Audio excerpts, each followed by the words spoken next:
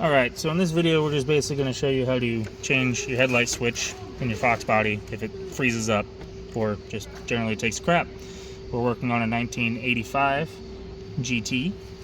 So first we're going to pull our knob off and then grab some pliers. We're going to remove this little clip that holds that on there. And then this guy just simply unscrews. And then your whole switch will pop out the back. And then you'll just have to go down and unconnect it from the bottom once you work its way out. And there you go. You got a tab there and a tab there. Alright, well after you spend 15 minutes undoing those two clips, as you can see there, that is not looking healthy. There's also a connector on the back. Well, now that we got our old switch out, you can see how nasty and corroded it is. And our little helper here has our new switch. All you got to do is take this,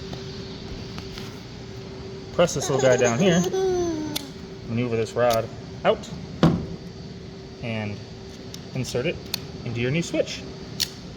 And then reverse the process of putting it back in the car.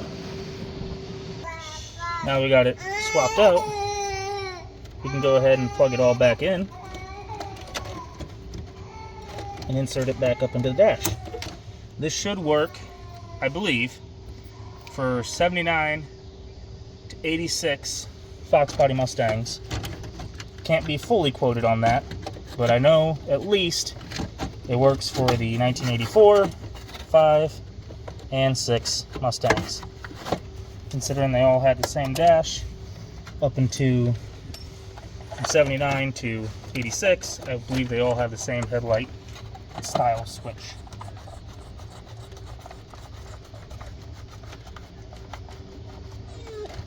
Snug that up, put our nice little clipper on there, snap our, put this into the car first. Yep, there we go. Okay, I lied. You put the clip into there first, and then position it onto there, and you have a new headlight switch.